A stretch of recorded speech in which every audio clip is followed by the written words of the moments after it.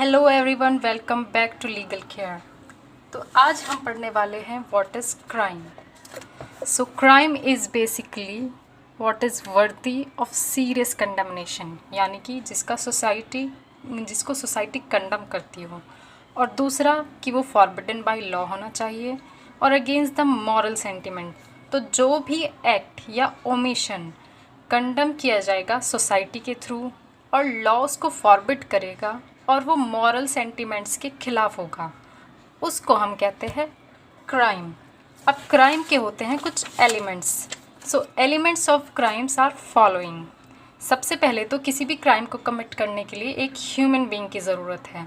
पुराने टाइम में ये होता था कि अगर किसी की गाय, भैंस, बकरी या किसी भी जानवर ने किसी इंसान को नुकसान पहुंचाया है तो वो इंसान उस जानवर के खिलाफ केस फाइल करता था।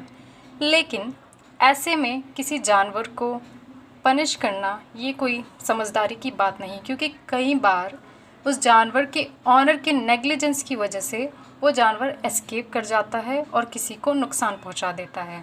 तो इसलिए ये इंट्रोड्यूस किया गया कि किसी भी क्राइम को कमिट करने के लिए एक ह्यूमन बॉडी का होना बहुत ज़रूरी है और ह्यूमन बॉडी के खिलाफ ही क्राइम कमिट किया जाना चाहिए, ह्यूमन बॉडी, प्रॉपर्टी और उसकी रेपुटेशन के खिलाफ। दूसरा है मेंसरिया।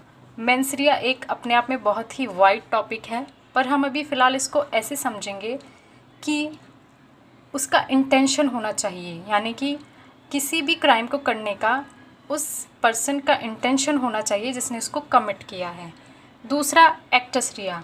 अब सिर्फ इंटेंशन होना काफ़ी नहीं है, उस इंटेंशन पे काम भी होना चाहिए, यानी कि उसको एग्जीक्यूट भी किया जाना चाहिए।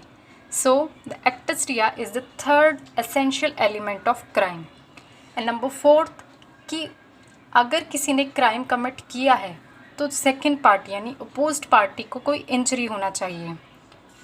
अब मेंस रिया को समझने के लिए हमें समझ